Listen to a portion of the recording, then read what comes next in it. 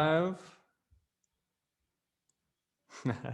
Thank you for letting us know. I really enjoy that Zoom added that feature just because it just makes the entire introduction a lot more awkward. To just lets us know that everything is recording. But anyways, Bethany, I'm very, very excited Yeah, to but have at you on the least they do, podcast. because otherwise people are recording. Yeah, people will record and you'd have no Likewise. idea about it, right? But I'm very Yes. excited to have this conversation, Bethany. I mean, I haven't said this before, but I really am a huge fan of your work. I think your work as a jeweler, as a designer, as a creative is incredible. And I'm in this Thank you. conversation as not only somebody that, has this as a job to talk and sit down with really, really incredible people in the industry, but also as a true fan and appreciator of your work. Thank you so much. No, it's my pleasure. Trust me, it really, really is. But that said, let's start off with your story. And I know you've had a very, very long and an interesting story so far within this industry. So I do want to ask you, how did everything start, Bethany? Like, how did you get started in this industry? What was like the biggest event for you that really dictated, or you could like going back, 2+ decades or whenever you started, that you were like, this is what really got me started into this whole fashion design and creative industry sphere? Well, I think that probably maybe my move to Florence in 1989 would be sort of like a point of departure, in the sense that I went to Florence because as an art historian, I'd come out of the uni and I had my degree in art history and with a minor in religion and philosophy. And I went straight to Florence, and I was teaching goldsmithing actually immediately, university level goldsmithing. And in Florence, of course, I found myself back in the fashion system, which I'd sort of kind of avoided at a certain point in the 80s, just because I was more curious about being at my bench and making jewelry than, which destroys your hands, by the way.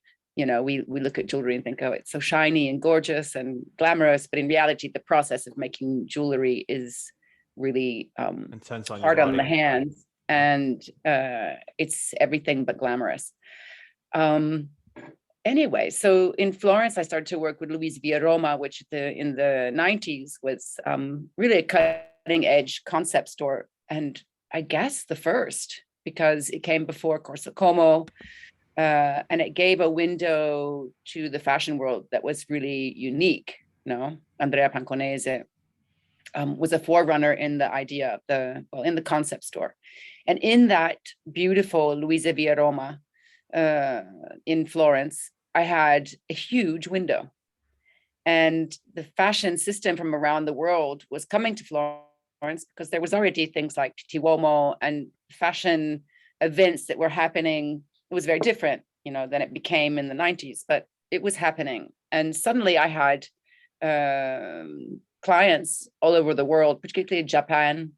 And I worked a lot with Barney's, both in Japan, but also in, Barney's America. So I had, a window in all of the stores, and that of course added another level and it gave me visibility. I was very young. I started the collection, I guess I was 21, and had this window at Luisa at 21. So it started very early, Jewelry is strange because it has this weird positioning that is between fashion, sculpture, jewelry, of course, art, design, craftsmanship. And a lot of people don't know this, but I actually am an artisan in the end. I make all of my prototypes, and that makes me, I guess you could say, also a good technician. I design, but I also— You're a craftsman. I'm a craftswoman, yeah. Yeah, craftswoman, right? Yes. Yeah, so to this day, you still sit down and do every single prototype. Yes, sometimes I've learned to embrace also technology. My sector has really been transformed by technology. Right. When I was teaching jewelry making in Florence in the 90s, there was no idea that what was going to happen with 3D dev. And in the beginning, of course, I was terrified. I remember the first time I walked into a factory in Arezzo where they were making chain. And it really startled me because I saw my tools that I use by hand all being done with robotic Yeah, systems. it's almost like a And threat to the skills that you've been building out for so many years, like, right? Like yes, but initially. I also now have overcome this fear, uh, which actually happened in 2014. I worked with, for the first time on a monumental scale, with white marble from Monte Altissima in Tuscany. And I did the development for the sculpture, which is called the Origin, in earth, no, in clay. And then it was scanned and taken forward in a monumental scale with CAD. No? And that really changed my whole attitude about technology. I think maybe now more than ever, I am actually ready to embrace technology even more. Well, good timing, you'll say to me, right? Right. Yeah, yeah, to adapt. No, and I think that's very normal, especially with people that are so dependent. I mean, as you said, you are a craftswoman in your essence, and craftsmanship is something that is built upon heritage. And if you think about something that is built upon heritage and you try to introduce technological aspects to it, there might be quite contrarian one to each other. But You'd be it is a surprised. natural practice. It is a natural part of the process, right? Like they both Yes. complement each other, even though superficially they might seem like two completely contrasting things. Yeah, I think the hardest thing with technology is to protect the soul of an object. We get very attracted to things that are handcrafted because they vibrate. They vibrate with the energy of the artisan who made them. They vibrate with the actual materials that they're made from. The irregularity in the leather or the stitch. A little bit of irregularity can actually be very beautiful. Um, so I try to mix the hand crafting aspect with technology. Right. Of course, this is I'm very excited about what's coming in the new year, because I will make steps towards a more technological sort of setup. So yeah, no, exciting. Awesome. Yeah, and it also adds a sort of like a new level to the creative process, right? Something new to learn, something new to add, a new creative challenge. Because at the end of the day, it all comes down to that, right? It's about how to add something that might work in its essence, be, as you said, completely different to the essence of humanity that is transmitted through craftsmanship into something that might be more robust, more robotic, less about emotion, more about rationality. And how can you find a place creatively within your heritage and your products, right? And Yes. how complicated of a process has that been for you? Like, was it something that you sort of adapted to? And I know you said it took you quite some time to sort of embrace that change, but once you did embrace it, how long did adapting that into your creative process sort of take? Was it years? Was it Well, months? I basically use technology when it's better than me. You know, there are moments when I don't want to use technology, but there's times when it works really well. So it just depends, on what the object is. And right now I'm curious because I'm celebrating 30 years since the conception of the Sato Chic collection. I know it's crazy. I was a That baby. that should. I mean, yeah, you should say that with pride, Bethany. I mean, if you look at the world and the amount of brands that last for 3 decades, the percentage is so. I think that's incredible. I've been very blessed. I mean, when I began to do the erotic jewelry, I was aware that there was nothing out there like it. In 1992, it was actually kind of a dangerous endeavor. I had a lot of people say to me, well, most people said to me in my entourage, you're crazy, what are you doing? There's not even one store. It's true. I had a lot of issues with the collection, also with my clients. Like I could not convince Barney's to take interest even in the more symbolic things, like the Satoshi collection with the ball and ring mechanism. So yeah, it's to say that it's going to be 30 years in 2022. Happy New Year, by the way. Is kind of a surprise for me too. Wow. Honestly.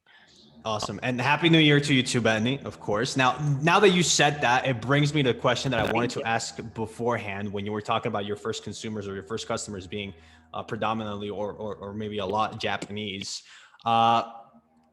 I mean, your product has, to this day, I think people now are more open to your type of creative vision. But as you said, back when you were started, I can imagine it was very difficult for people to really, were especially retailers willing to take those risks.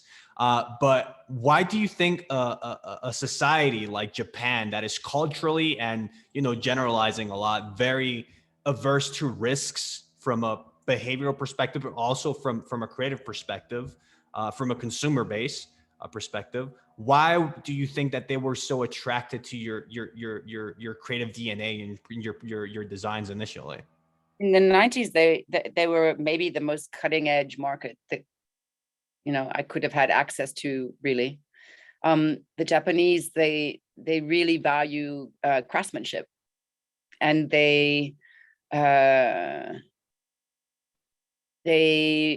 were intrigued by pieces in the collection that were more complex. They are intrigued by the storytelling as well, and I think it's a mix of things. And in the 90s, in the beginning, it was a very strong market, and I had the honor to work within it.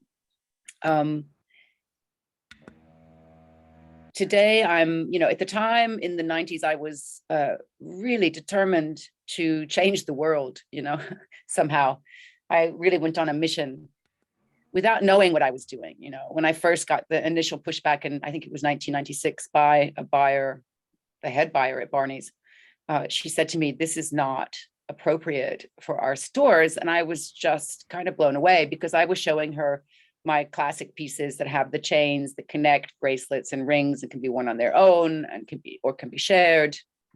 And they just didn't want it, And so I realized through this negative reaction to the work that there was something in there, when we hit a nerve. For me, it's actually a sign that we better dig in and see what's going on.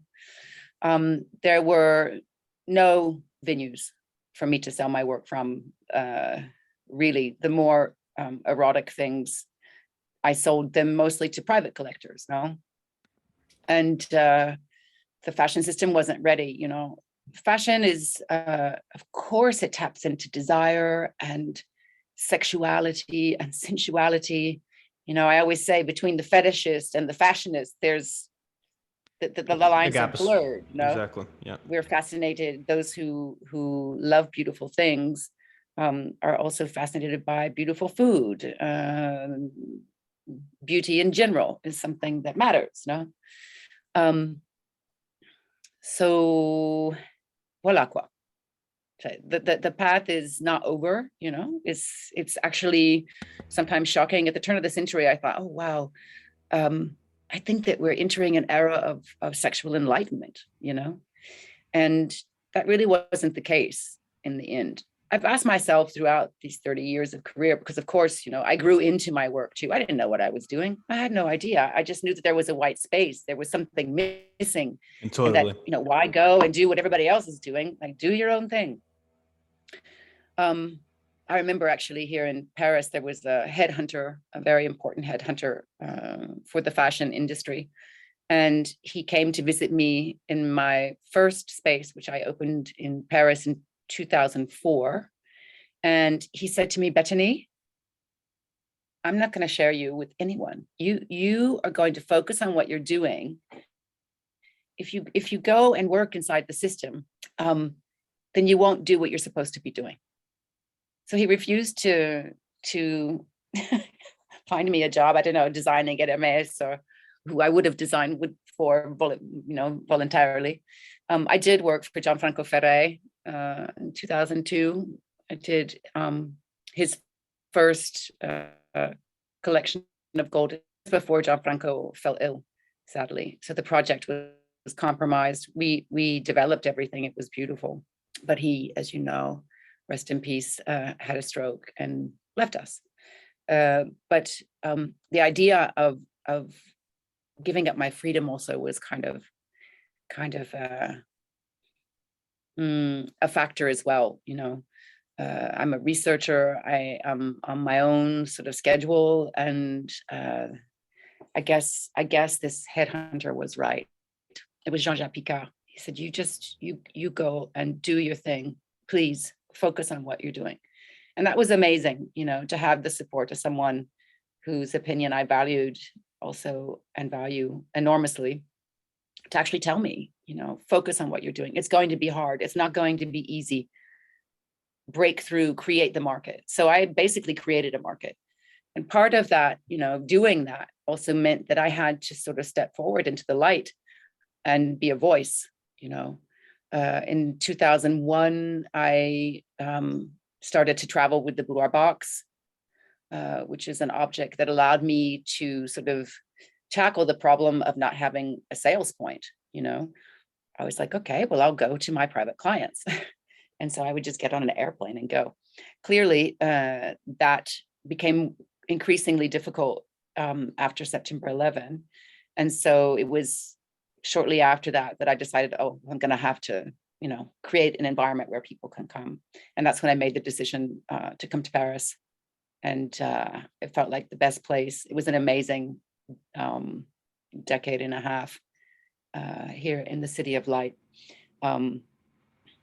Really building and solidifying and cementing the ideas, the concept, stretching the work into environmental sort of experiential spaces, working more and more with the body as a medium.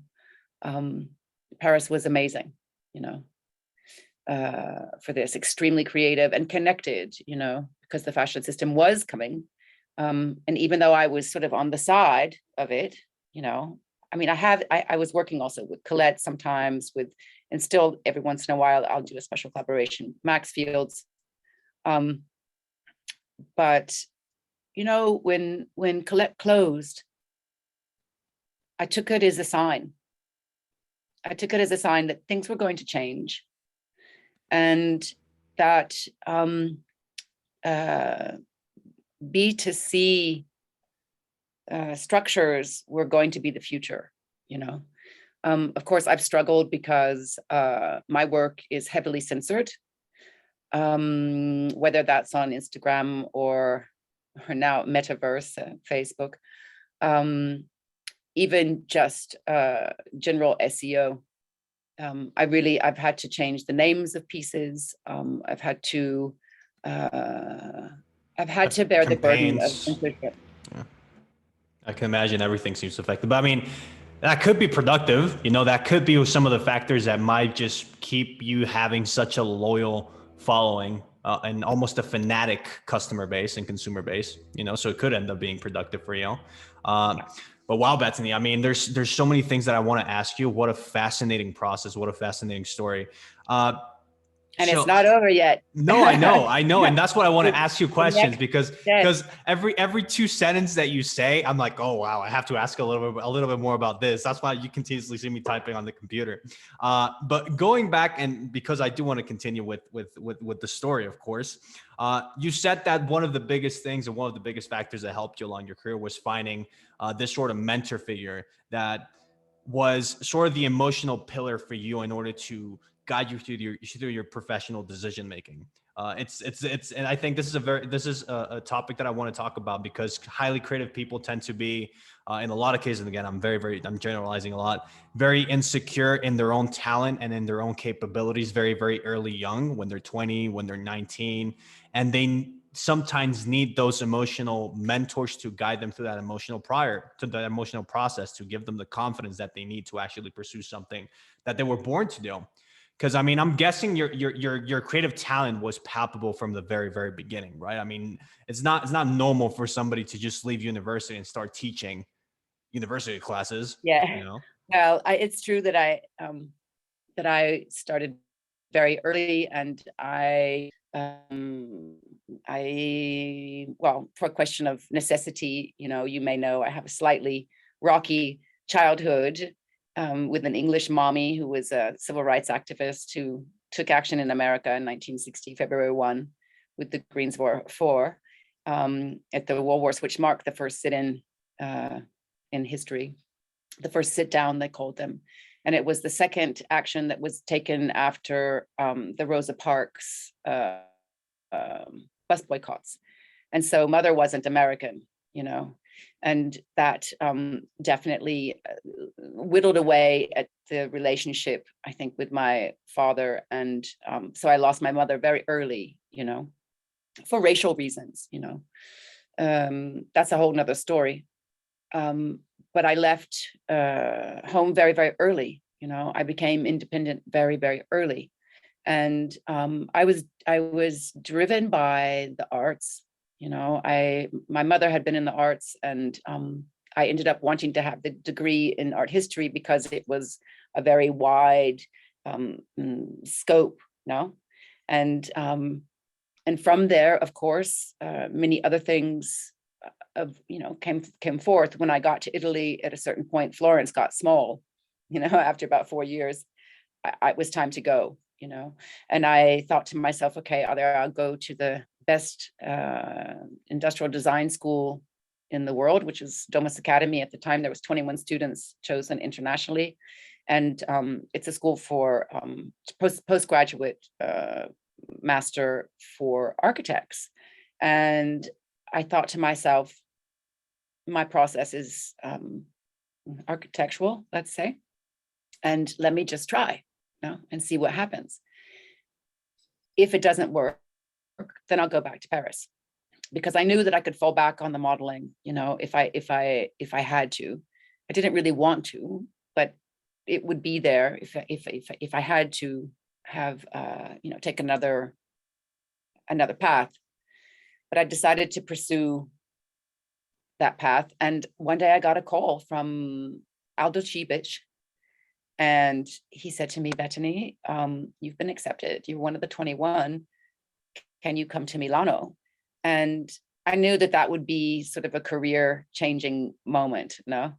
Of course, I was the only one that was not with an architecture background, but I thought it was fascinating that they would throw someone like me with an academic background into this mix of architects. And it was really another milestone, because I guess I was 24 at the time, 25, 24. And we worked 25 years in the future. There was no concept of the now in Domus Academy. It was a school for futurists, So we were projecting the future. And I'm in the 25th year of that study. And it's really amazing to see how precise we actually were, I mean, we designed things like smartphones and interface to,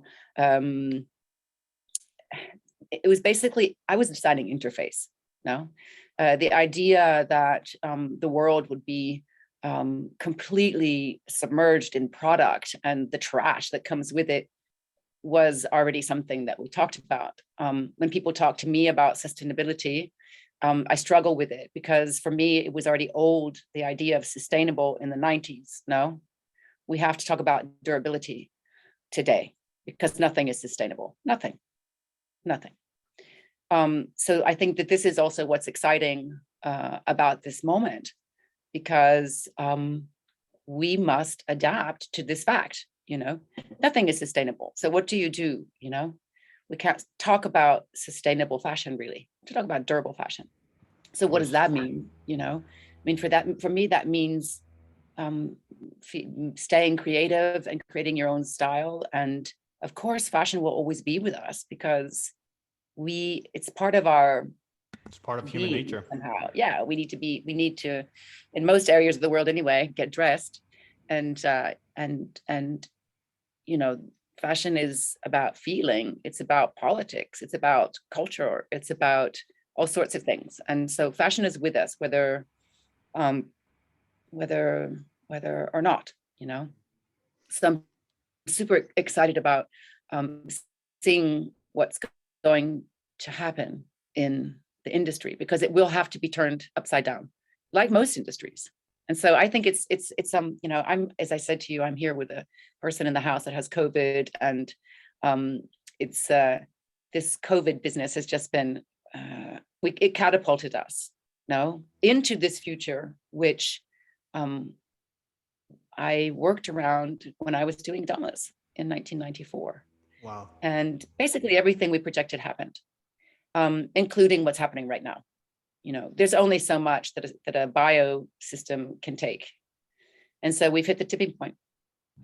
And I'm very excited to see how we're going to save ourselves. And I'm convinced that we can. Humans are amazing, Yeah.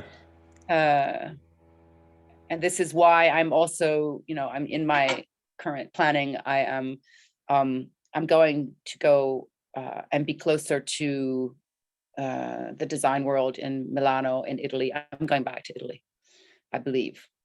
That's what's happening. Amazing, Betony. Wow, what in the future. What a fascinating process. I mean, really, because just to sort of make sure that I understood the entire process, because to be honest with you, I find you extremely, extremely interesting. I don't think you're one of those guests that makes my job as an interviewer so easy, because the only thing that I have to do is ask you one question, and just all of this incredible information just keeps flourishing out. But that said, in terms of the creative process and how you were your creative background, or I guess quote unquote training, the reason why you were able to progress so quickly was from a creative perspective, was a mixture between the way you were born, the experiences that you went through when you were raised. I mean, not when you were born, but when you were raised, and then moving into this sort of almost like a environment of highly, highly creative individuals throughout again, very, very early in your life, both how you were raised in your childhood and in your early 20s, which then developed into your just creative skills that some people that do not go through those experiences might take, decades, 30, 40, 50 years, if they ever develop them, right? Well, I think I was lucky that somehow or another, in this absence of parenting, which is partly what happened to me, there was no parental guidance whatsoever. I was kind of just left to be who I was, I wasn't and I've thought about this, as well as the question about, like, why is our sexuality so suppressed by the system? But the fact that I was sort of just like abandoned, left me to discover who I was. I was very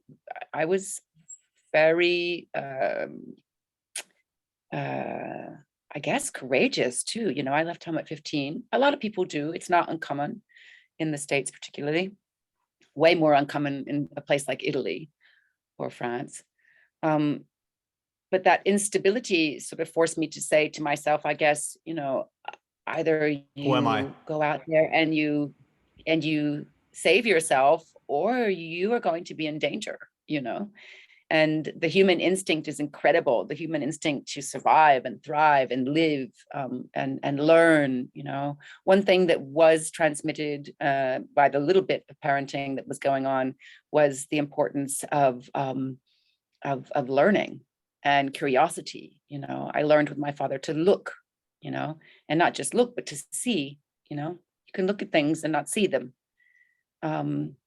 And he was also an artist. He was someone who He was also a helicopter pilot, and I guess he connected me to the world of the mechanic world. You know, there was always a motor being built for a helicopter during the winter season in the library. You know, he couldn't fly from December to February; it was too cold, and so he would be rebuilding or building the motor for normally a helicopter, but sometimes it was a vintage car that was being remade in the library of the house. And there were very, very sort of classic Victorian double doors that opened up into the back of the house. And he would just drive, you know, push the car in or pull the motor in, set it up on planks, and he would work throughout the entire winter on the motor. So I, as a child, I was very close to him when he was there, when he wasn't flying. And that those moments, those 2 months of winter or 3 months of winter were always for me winters of learning. You know, he wanted us to play musical instruments. He wanted us to sing. He wanted us to read. He wanted us to study the classics, languages.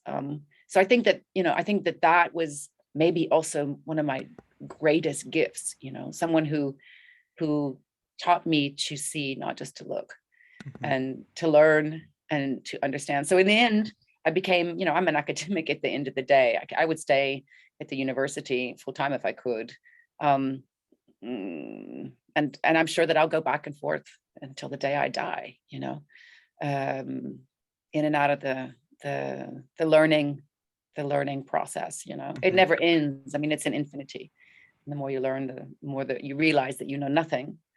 And so, yeah, I'm a curious one, you know. I'm a monkey in Chinese. I think it's got something to do with it. The Chinese horoscope, I'm a monkey. Maybe monkeying around, you know, using my hands and yeah. Wow. I like to create, and I don't really see limits with the medium. You know, my favorite medium has become the body over the years. Obviously, I don't know if you saw the work that I did in the Salle de Raoul Dufy at the Museum of Modern Art in Paris, where I actually play a human body. I didn't know. Where can I find it? If you go on to the Museum of Modern Art, you can just Museum of Modern Art Paris, Salle de Raoul Dufy, Fée électrique. It's a room that was painted by Raoul Dufy in the 30s, and it was all about the history of electricity. And I thought, well, why shouldn't we bring, now that we know the new sciences, neurology is giving us insight into the human brain that we never had before, you know? And I thought to myself, why not bring the impulse that is the electric impulse of the human brain into this room? And so it's that was an exciting moment. It's called the Theta. It was the first session of it's called Theta frequency session 1 in the Fée électrique, in the electric fairy. Oh yeah, I've got it right here. I'm definitely going to have a look at it after the episode. Wow, this looks incredible. And obviously, listeners also check it out. And I always say that make sure you check out. I mean, probably if you're in the fashion industry, you probably know who Betony is. If you don't, I highly recommend you check out her work. Her work's going to be linked in the description below. But again, just so you can truly value, I mean, who you're getting to learn from. Because again, Betony, I think now that you're talking about how everything was raised and who you were creatively, how your environment maybe affected how you developed professionally, personally, creatively, it's all easy to see in hindsight, right? But as you're going through the process, you're just sort of moving along, as you said. And you said one thing at the very beginning that I really, really enjoyed, which is when you're having these sorts of conversations, everything sounds like it was planned. Everything sounds like it was, you know, conscious decisions that you were actually knowing what you were doing. But the reality is that the entire process is just so random. It's just you adapting to opportunities that come your way that eventually lead to good opportunities, when in reality, you're just consistently making mistakes and messing up for years until you actually figure, if you stick consistently through things, you eventually come out the other end. And then in hindsight, you're like, oh, this is how the path actually looked like, but in reality, it wasn't, right? Well, I don't think that I really had a choice. It's going to sound crazy, but I was in Paris in 1996, and the erotic collection had been going, had been evolving, but I wasn't able to place it in any of the fashion venues that I worked with. And I came with an assistant who'd never been to Paris before. And I said, look, I'm going to walk and just give you like a sense of my Paris. No. And while we were walking, I had a full-on vision, and it was very clear. Everything that was in that vision, I accomplished. And she left me 3 months later. Funnily enough, she wrote back to me, like, I don't know, 4 years later on Instagram. And she said, you know what, I wanted to just tell you, like, when you were having that vision and when you were insisting on bringing this erotic jewelry to the forefront and creating a market that didn't exist, you were crazy. And I have to say that I've watched you do it. You did everything that you said to me that day, as you explained to me what was happening in real time in your mind. I had a little bit of a vision. And that often happens to me. I think that as creative people, we often work with this vision that comes from someplace else somehow or another. If you're tapped into it and ready to accept it and grasp it and write it down and cement it somehow, because it can also be very fleeting. And sometimes you think, wow, I just had a really good idea, but I lost it. Where does that come from? So I try to give myself as much time in the day that I can to actually keep that part of my brain open and receptive to the vision. Mm-hmm. I wrote what happened to me down, and recently I started to put material together for a new book that I'm doing, which is actually really basically a picture book, a compendium of 30 years of what became, I called it in the end, Paradise Found Fine Erotic. Is it going to be a visual book or an Yes. actual book like the Boudoir Bible? It's no, it is only about the jewelry. For the most part, it does talk a little bit about the interior work, which again is just a natural sort of unfolding of ideas. Mm-hmm. But it's 30 years of documentation going from 1992 with the beginning of Sada Chic, and this collection that allowed me to understand that jewelry could be more than, have a value that was more than intrinsic or aesthetic, but it could also augment the body and our capacity Spiritual. to, also the mind, but the body. Mm-hmm. My work sometimes it's a bit prosthetic, some of the pieces. They basically amplify our power to provide sensations and receive sensations. Mm-hmm. So yeah, that's it's been full of really unexpected things, this journey. One of the things that I did do, and that if I had students that were listening to us today, I would say, keep an archive. It's been very interesting to go back, and I think that's something that I received at the uni from my jewelry professor. He was very, very insistent about documentation. And so I was able to fish back 30 years and come up with photography that, in analog, a lot of things in analog, which is amazing. And all the way up to the moment where, I stood in the light after September 11th, 2001, I really put down on my fears. I stopped hiding behind the other collections that I was doing. I stopped hiding behind the truth. And the truth is that I felt like, this world is so at lack of love. And how do we make objects and design spaces that can actually facilitate that and help people to put down barriers and feel safe, and that's what my work did. And it opened up a whole market. I found myself in 2000, finally in 2002, there was actually a women's sort of focused erotic shop, that was Coco de Mer in London. It was the first time that there'd been something that was luxurious, but also blatantly sexual, Right. And I'm And guessing so culturally, it was around the same time, Marilyn Manson started to become Marilyn Manson. Kat Von D started to become Kat Von D. I'm assuming. I'm not sure if you correct me if I'm it wrong. was, Well, turn of the for that cultural century. moment, right? Yeah. Say it Sort of that today. part of the moment. Okay. Wow. By the way, Betony, how long do I have you for? Because honestly, I could talk to you for 3 hours if I'm not giving a limit. And I do have so many other things that I would like to talk You about, but can stay obviously, on. In theory, I have a call at 7:30, so we're and what time is it now? Where you're at? 6:48. So we 48. have like Okay. 45 minutes. Okay, cool. Awesome. And to this day, you said that a lot of your creative strategy and personal and business strategy is focused on those subconscious epiphanies that continuously have been showing up throughout your career and your life. To this day, is that the same process? Do you work in the exact same way? With the jewelry collection, actually, I rarely add things to it. It's a collection. The Rada collection is about 400 pieces. And I guess that is the most incredible thing. When I talk about durability, I mean it, the collection continues to have a life of its own.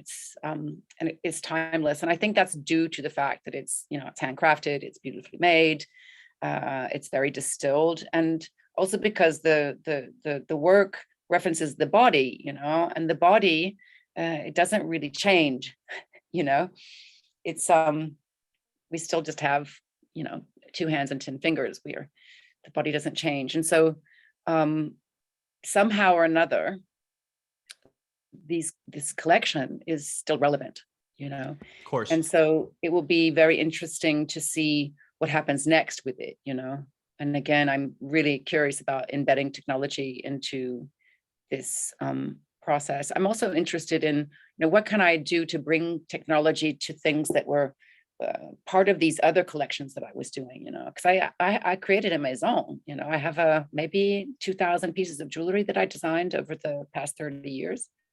And that was due to the fashion system. I was very much, and I'm very grateful to the fashion system also, because it is such an incredible window that if I hadn't been embraced by that system, I would never have managed to make such a difference. The Boudoir Bible probably wouldn't have existed.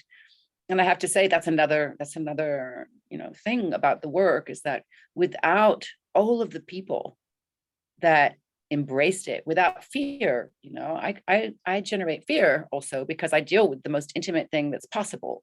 I deal with people's sensuality and sexuality. And there were, little by little, cutting edge journalists and editors that understood the importance of the work. Started breaking the armor. You started finding cracks in the armor of society. Well, it's funny that you say armor, because the jewelry for me was like armor in the bigger picture, because I was making jewelry and I work in noble materials. I work in silver and gold, so durable materials. Because of that, I was actually able to sort of move through many worlds, not just the fashion world. I of course worked in the design world, and there was this erotic world that was like the underbelly, and still is today. I mean, everything that was happening at the turn of the century that seemed like there was going to be some sort of era of enlightenment, sexual enlightenment, it all pretty much either transformed into something like lingerie stores or closed, and I think that's also due to the internet and things online. But yeah. The scenario has changed so much. If you think about retail, how we work as designers and stylists and fashion folk, and how it's transformed from the 90s to today. Mm-hmm. Okay. Again, how do you stay relevant? Right, of course. And now that you're talking about relevancy, when it comes to relevancy creatively, because at the end of the day, that is the essence of our industry, is are you relevant with the designs that you're creating and with who you are creatively? Today more than ever. Exactly. You said that you use a lot of a lot of things that are timeless in its essence, that have a lot of a heritage, and that therefore facilitate the fact to become relevant over time. That said, being relevant over time not only demands that, but also continuously being able to innovate and adapt to modern times. It's a mixture of tradition and contemporary, you know. So what have you used to continuously to stay relevant from a, I understand the traditional and timeless aspect of your work, but from a more contemporary aspect, what do you look for? Do you look for political ideas? Is it more philosophical? What do you look for in order for that contemporary relevance? Well, I think that my mission is unaccomplished. And so the quest remains relevant, no? And the jewelry again became like this armor for me to be able to move also into the wellness sector. You know, over the years, I also, because my work deals with the body and often trauma, I work a lot with people who have suffered from sexual abuse. I didn't expect that either, you know, in the 90s. I thought everybody was just going to be on a pleasure course like myself, you know. And I discovered that there's a lot of pain in our sexuality. And I guess until that comes to an end, the work will remain relevant, you know. I think that our sexuality is constantly at risk of being pushed under the carpet and pushed behind the veils, prohibited, and the education around our sexual wellness is completely ignored by most systems. And so, you know, my work in many ways, as much as I'm a designer, I am also a sexual activist, I guess you could say, because I'm a firm believer that in the moment that we own our sexual persona, we encounter our sexual persona, we open up a fountainhead of possibilities in our lives. And on the contrary, when we are prohibited or inhibited or kept in the dark about our bodies, we're incomplete somehow. I believe that it's important that our society really wakes up and gives the keys, you know, and it's not just the body, it's the mind and the soul, you know, to just disassociate the body and mind soul triad when it comes to sexuality is actually really naive, you know. Today we're looking at this naivety in the face when we think about the way that sex became like a commodity, you know. So yes, there's a part of my work, I'll always be tinkering in the studio and always be sculpting and always be drawing and creating, whether it's something as small as a saddle chic earring or as big as a origin monument, whatever it is. The work always has a political edge, and this is not something that is not something that I thought about when I started to work. I was too naive, you know. I was really young. Of course. Today, more than ever, I feel that it's important that that the world has references, and my work is very gratifying too, because I have every day, you know, I'm reminded that I've helped someone to live a happier, healthier life in general. You know, when your sex life is in order, everything else is in order, pretty much so. Amazing. No, I love that fundamental idea. I mean, the idea that and it's almost like a responsibility at this point that if you're an artist or a designer, there has to be something more to that. And not only for the sake of others, but for your own sake creatively. Because if you're not pursuing something like you are through, you know, sexual activism, then what are you truly creating for? You know, at the end of the day, those things are the things that guide you creatively and truly make you stand out from a creative perspective. But also, if you want to look at it from a commercial perspective, even that, because that validates that your work is actually means something, not only to you but to other people. You know, and Yeah, it's it's a tangible path, in that you know. aspect. You don't ever know where it's going to take you. I think the most important thing is that you know, you decide that you're going to follow your vision, follow your heart, and again, give space to that that dimension where the vision can be what can manifest. That also comes from nowhere. We don't know. I had no idea. I had a full-on vision. I knew exactly what I was going to do. I told my assistant at the time exactly what was happening.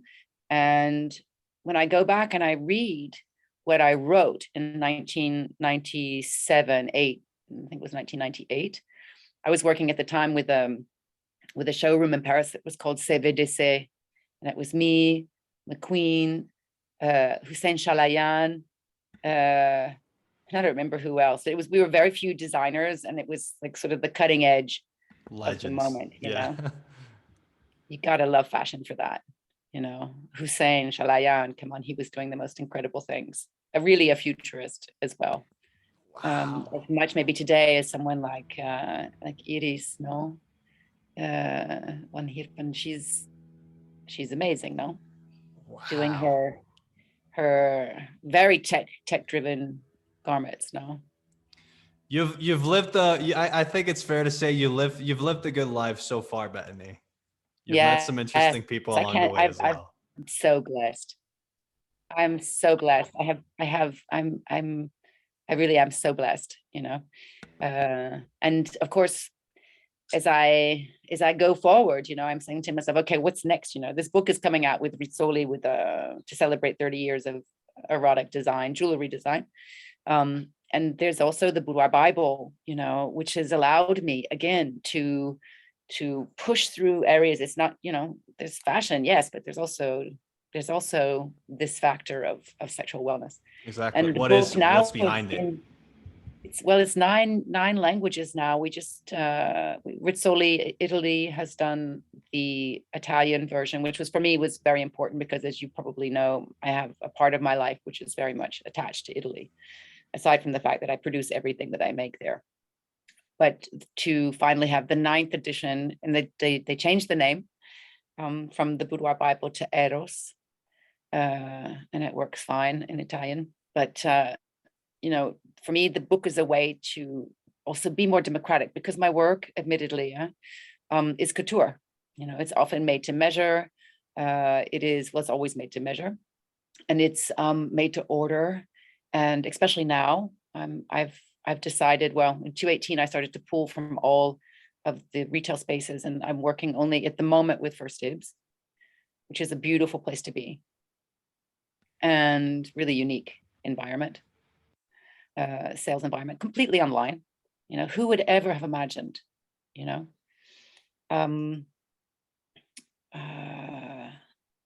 what's next? Amazing. Awesome, Betony. Well, I do want to take advantage that we do have 30 minutes left. I think that we've had a very, very incredible conversation of sort of like more of the creative process, who you are, your story, how the entire thing sort of developed, and a lot of philosophical and political ideas that help you solidify the entire vision and solidify yourself as a person as well, especially when you were starting out. But from a business perspective, because I do think that this is an incredible opportunity for people to learn about a very, very business related topic in this industry, which is timing. Timing is a very, very important factor. You can be incredible from day one, like you were. And if the time ain't right, if the market isn't ready for it, you'll be able to make a living off of it. Sure, you'll be struggling, but it'll move things forward. But if you truly want to make an impact, which is at the end of the day, the purpose being found behind every artist, you need to get that factor right. Just like you said, you were struggling. How long did it actually take you to actually get to a point where the world was ready to accept what you were doing? I think it was 2000, maybe 8, when Colette here in Paris. So 10 years, pretty much. It's funny because I remember when they closed, Sarah Andelman came up to me one evening and she said, "Betony, I have to tell you something. I sold your work for decades and it never got old." That was the biggest compliment that I could possibly have received. No. When we talk about struggle, I mean, I think it was, in my case, there was no market for what I was doing. So I knew that I would have to create a market, and I would have to also stand in the light. I would have to be brave. I would have to be prepared also to be misconceived and pigeonholed, because I think one of my biggest issues throughout the past 3 decades has been projection, you know, and it's okay. You know, I always forgive people who project their vision onto me, because there just simply aren't that many references, you know, like myself, when it comes to really embracing a sexual realm and bringing it into the forefront of our lives. No, prioritize your sexual wellness. No, and don't be afraid to hide the fact that you do. You know, my jewelry is often symbolic of a you know, a liberated lifestyle. You know, somebody who's wearing my jewelry. You know, if you're in the know, you know that there's somebody who's enjoying life. No, let's put it that way. I lost my train of thought. Anyway, to be frank, you were talking about breaking through those 10 years and how that entire process looked like, because I mean, people again have this expectation that if you're really good, that's all that matters. But if you want to have true impact, timing really, really matters in the marketplace. And you were saying that timing and luck. You had to create your own market, which is, I mean, which I can't even imagine how difficult that was.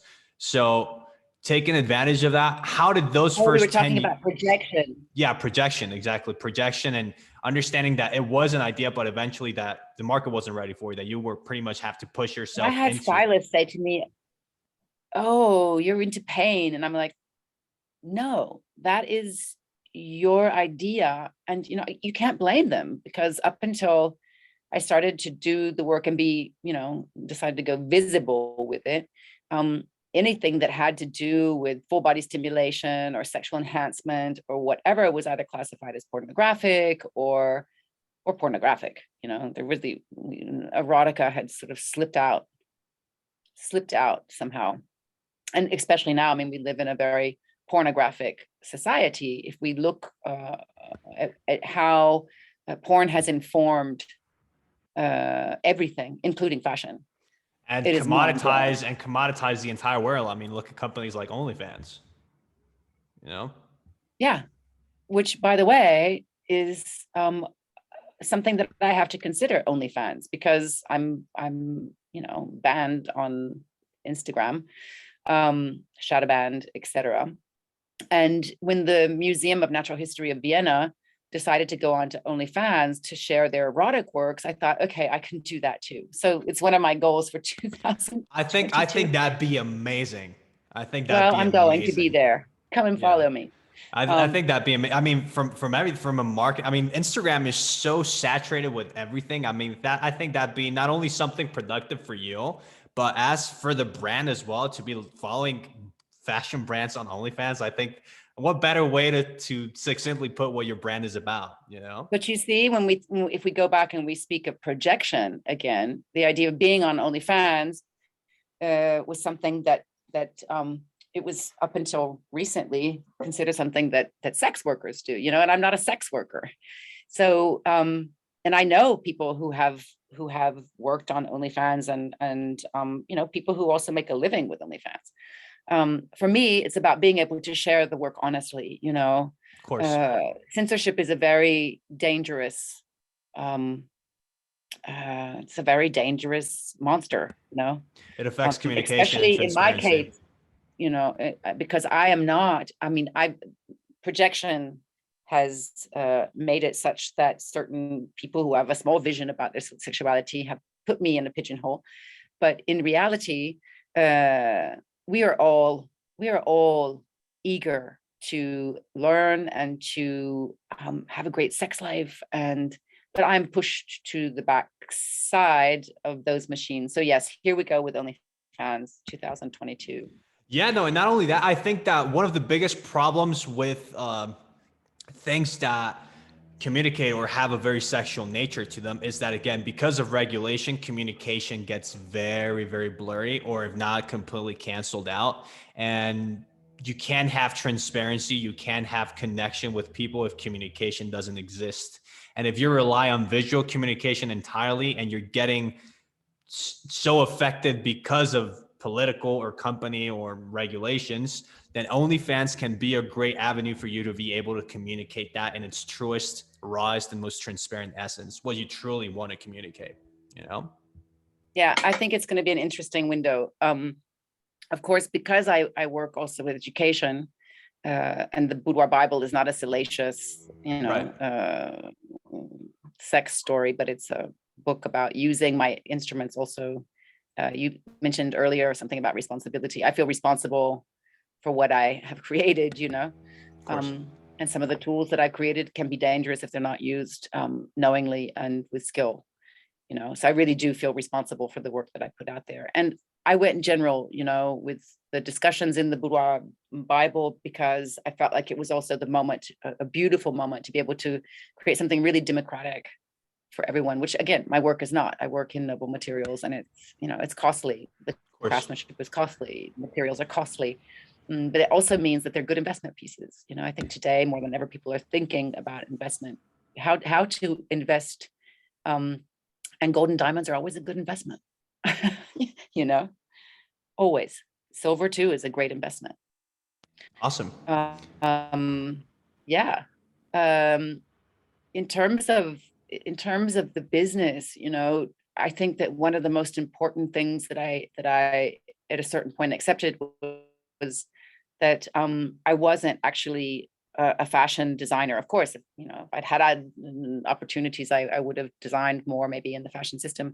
But what I do is not fashion in the end. It's it has moments of being fashionable, but it never went out of style. Fashion goes out of style, Very and quickly. style doesn't ever go out of fashion. Mhm. I like that. I'll use that quote in the intro of the episode. I'll steal it from you and take the credit. Awesome, Please Betony. do. Well, Yeah. going back because we went to a completely different tangent, which was super, super interesting anyway. But going back because I do want to understand this part of your process. Again, the first 10 years where you were really working to create that market for you, how, and I know this is going to be a very, very heavy question, but I really can't think of a better way It to took put me it. 10 years. But exactly, it took a Tell me. decade. So how did that process look like from a financial perspective? Like, are there any financial risks where you're literally working side jobs and reinvesting and using all those resources?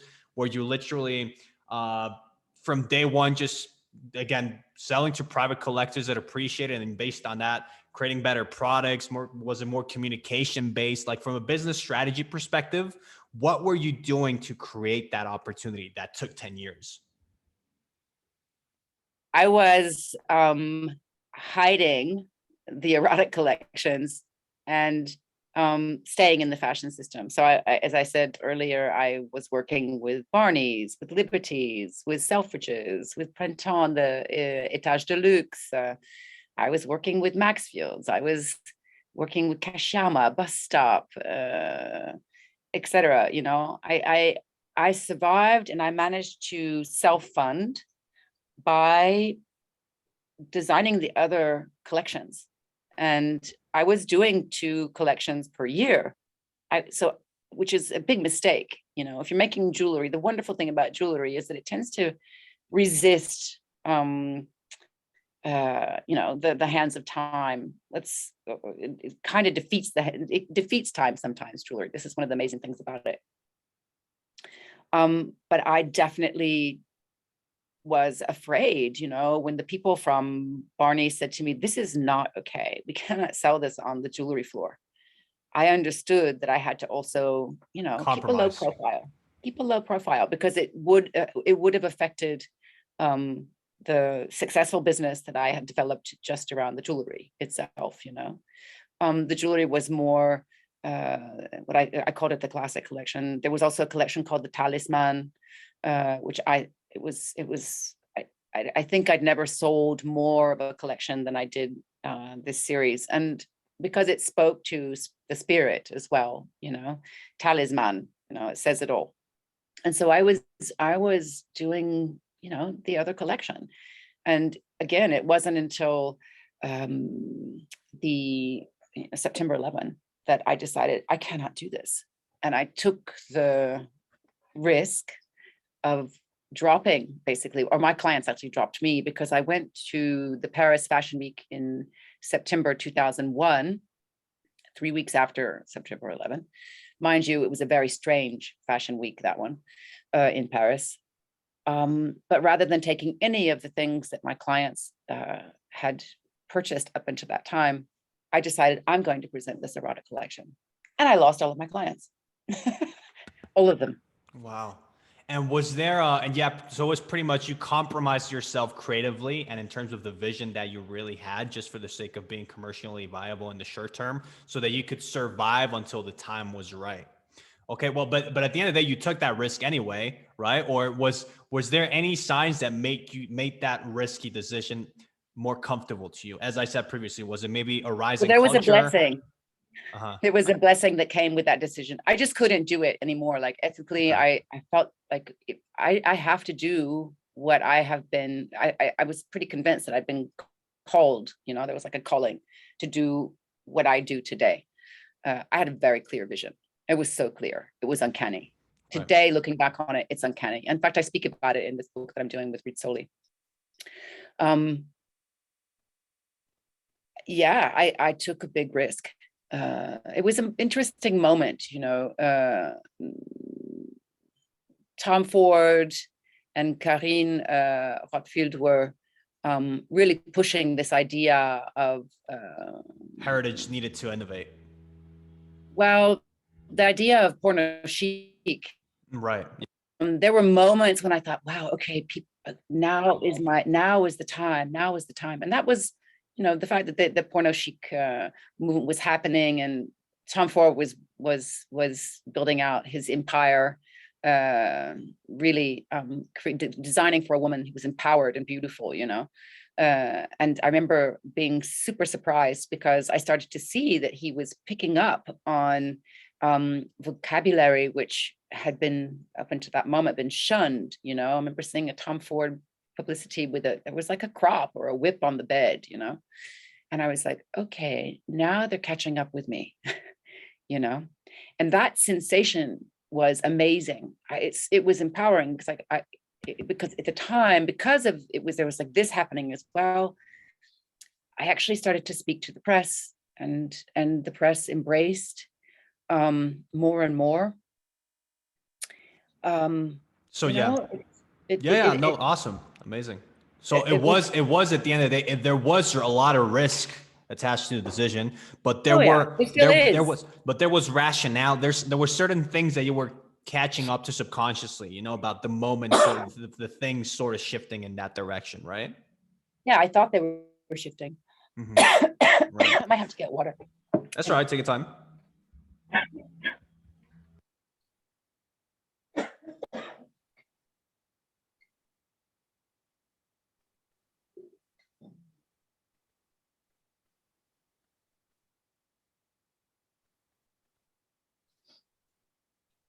My apologies.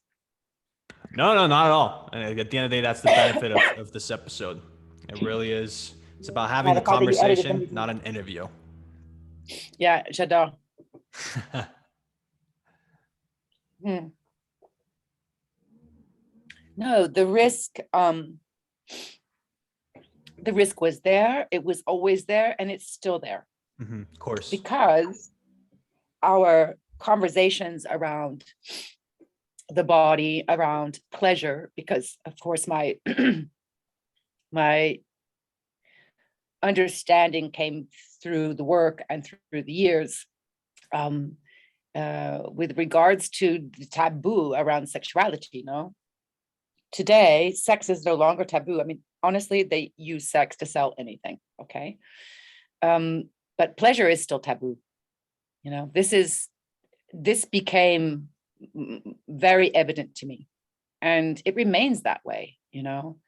And I asked myself for decades, like, why, how is it possible that something so central to our lives as our sexuality is not celebrated, is not cherished, is not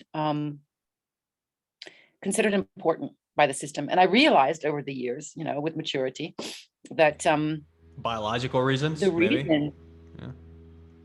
the reason is that because a sexually empowered person is empowered in every way. And the sexually empowered are also powerful in their own right, because they've gone to the core. They've gone to the core of their being, which is your sexuality. It's the center of your body, and whether you like it or not, you can't ignore it. And if you do ignore it, it's going to come and get you sooner or later. Amazing. It's going to knock on your door and say, wow, you your priorities are where. Mm-hmm. So I think that's why it's suppressed. And if we look at Audre Lorde, her erotic papers, I think she wrote the erotic papers in, was it 78? And she talks about she talks about erotica and how erotic is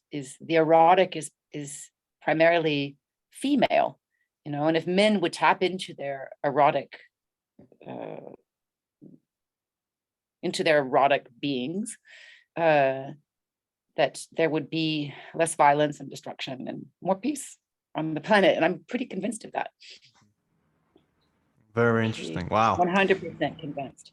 Wow. And last couple of questions, just so you don't have to run to your next meeting in a hurry. How do you think social media has affected the ability to communicate that with less risk? Because I do think that's one of the biggest benefits that social media brings to artists nowadays, just the ability to communicate to people, whether the timing is right from a global perspective. But what do you think about that? Do you think that social media has made that risk-taking process? Around social media, I think that social media promotes pornography. And as soon as you promote the erotic, you get taken down. You risk, the levels of self-censoring just not to be taken down, Again, my account is not an account that you'll ever just stumble on by chance. No, either you follow me or you don't, because you won't just find me in the feed. I'm banned from that kind of thing. I'm not allowed to promote. It's very, very complex when it comes to sexuality or sensuality or erotica or anything that is not, PG. Instagram is PG. It's for kids who want to now like get in front of the camera and spend their afternoons twerking or making TikToks. It's hard sometimes. I have a friend who's she's a fetish model, and she enjoys being captured in the cords, and she struggles with it too. I just keep my Instagram down to a very, very design focus in the end, personal, but not private. And I share with my followers as openly and genuinely as I can. But I think it has huge limitations. I'm not allowed, for example, to put a link, which I don't want to do anymore, but there was a moment where I was really struggling because I thought, why can't I put a link to Shopify? I'm banned. I'm not allowed. So for me, in my sector, I think that there is an incredible amount of control. I think it's dangerous. I think that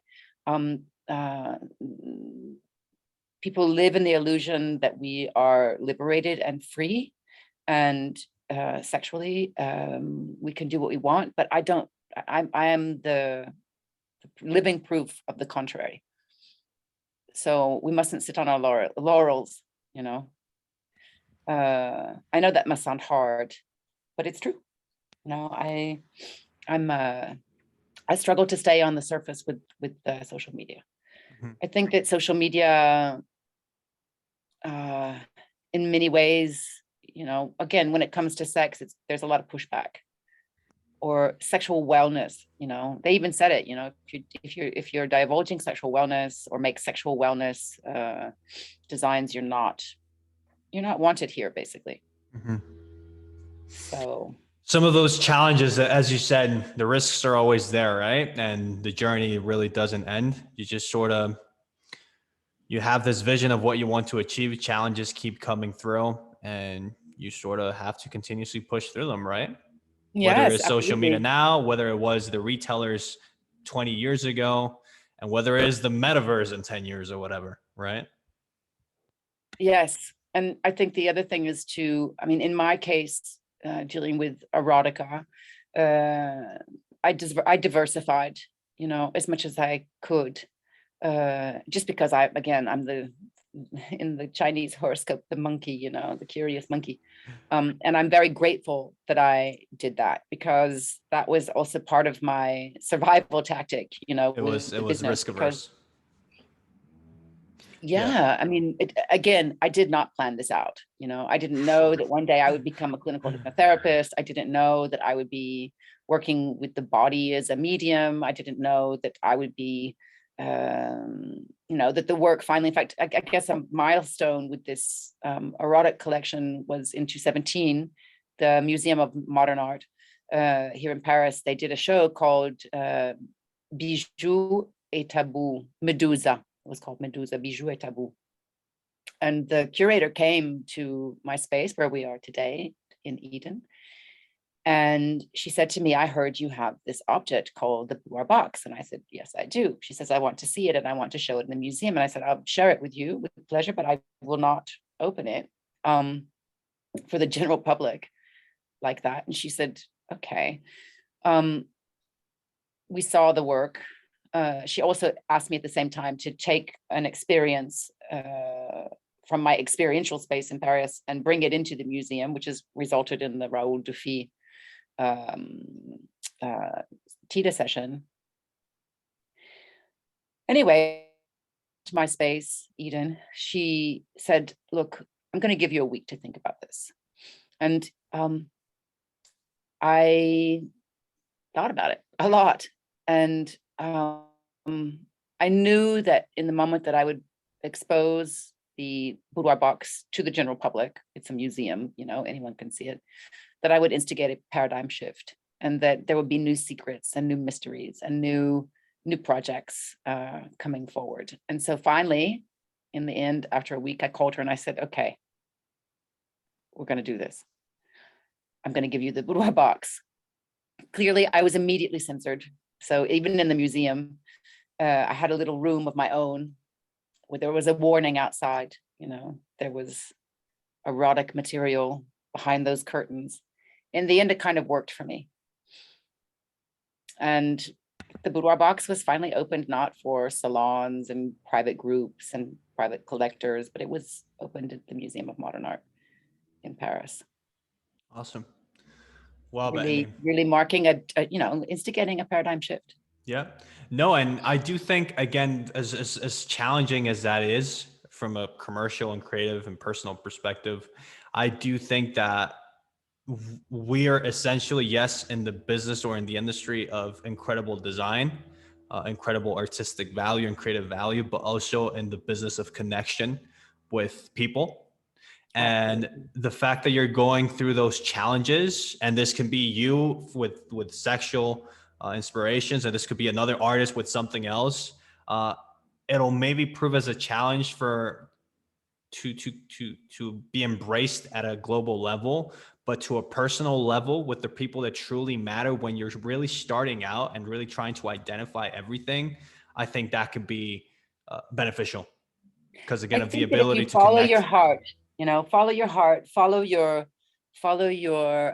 passion, do something that you love, even though maybe like I wasn't thinking about, oh, there's no market, I'm not going to make any money. That's not the way I was thinking. I was Of like, course, oh, there's a white space and nobody's dealing with this, and this is really important. of course, It's I really have this important to problem. me, and it's important to everyone, you know, Of in the course. end.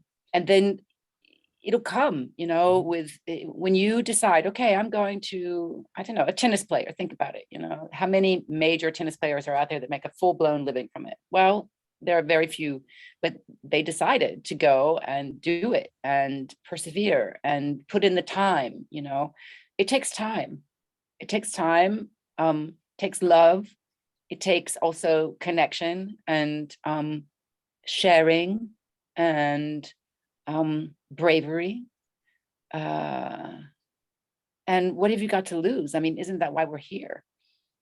to experience all of those things, breaking down barriers and leaving something behind. I mean, for me, the work, it doesn't really, I mean, I guess it speaks for itself. It will be here when I'm not anymore. And yeah, and again, I wake up every morning thinking, this is just beginning. I have so Wow. much to do. What a great way to end the episode. That was amazing. I mean, Betony, I really, it's a shame to end on such an abrupt note. Again, I could talk to people like yourself for hours upon end. So just to again end this entire episode, I do want to thank you for being here. I do want to thank you for sharing your story at a maybe more intimate level than you're usually used to, and maybe different places. But it was truly an incredible conversation, an incredible episode, and truly thank you for doing this. Well, thank you for inviting me. And, my work is all about intimacy. I have no filters, so when you said, oh, we can listen to this later and discuss, there's something that you don't want coming through. I have no filters, it's, I noticed, and that's what I think that made this episode so much better, because I'm used to people needing a lot of filters. So it was very refreshing. Thank you. Really.